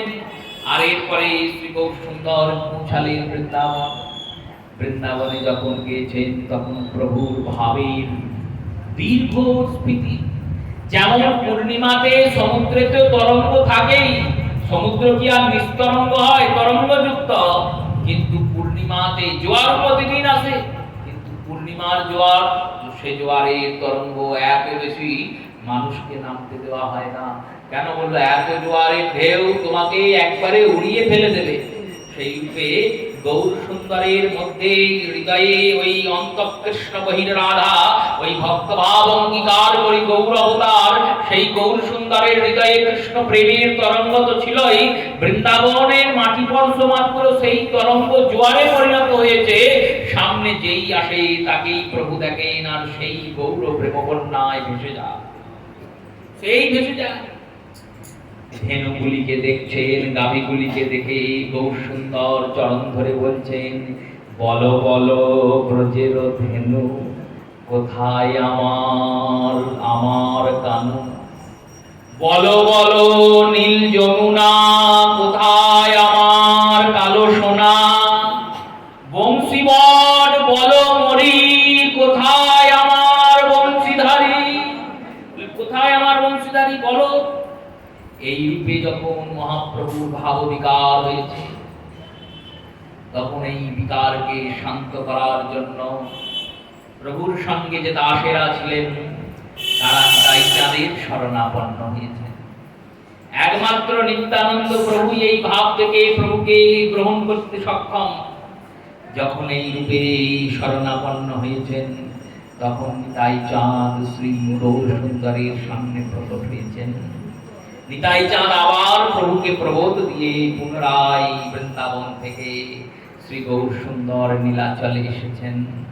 নীলাচলে এসে বিবিধ লীলার সম্পন্ন করার পরে নীলাচল নাথ, নীলাদ্রিনাথ, শ্রী জগন্নাথ, শ্রী গোপীনাথ, গোটা গোপীনাথের মধ্যে মতান্তরে জগন্নাথের মধ্যে প্রভু বিদিত হয়েছে। এটাই আমাদের ভাব রক্ষা, এটাই আমাদের আদর্শ রক্ষা। আমরা তো গৌর সুন্দরকে মহামানব রূপে দর্শন করি না, আমরা মহামানব রূপে মহাপুরুষ রূপে দর্শন করি না, মানি না, মানব না। কেন? বলো দেখো, তোমরা মানছো, তোমরা তোমাদের মানা নিয়ে থাকো, আমাদের কাছে গৌর হলেন স্বয়ং কৃষ্ণ। ভগবানের লীলা আস্বাদন, অধ্যয়ন, স্থাপন কি আমাদের অনুভব শক্তি দ্বারা হয়? হয় না। প্রভুর যে মতাদর্শ, প্রভু প্রদর্শিত যে সংকীর্তন, সেই নামকে আমরা নিয়ে চলব। 7 দিন ধরে আমরা কৃষ্ণ কথায় মগ্ন হলাম, 7 দিন ধরে আমরা কৃষ্ণ কথা শুনলাম, গৌর কথা শুনলাম, গৌরের কৃপাতে নামের আনন্দে মেতে রইলাম। এই 7 দিন পরে গৌর চরণে একটাই প্রণতি, যেন গৌরাঙ্গের চরণে রতি হয়, মতি হয়। সর্বশেষ ওই গৌর চরণে রাতুল গতি হয়। গৌরের রাতুল চরণে যাতে গতি হয়, নামে যাতে আমরা আরো বেশি করে নিবন্ধিত হতে পারি, এই রূপবিলাস গৌরচন্দ্রের চরণে জানিয়ে প্রত্যেক শ্রোতা, মাতা, ভক্ত, বৈষ্ণব চরণে প্রণাম পূর্বক পদ্মকাল এই বছরের মতো গৌর কথার বিশ্রাম দিলাম। শ্রী গুরু প্রেমানন্দে সীতারাম।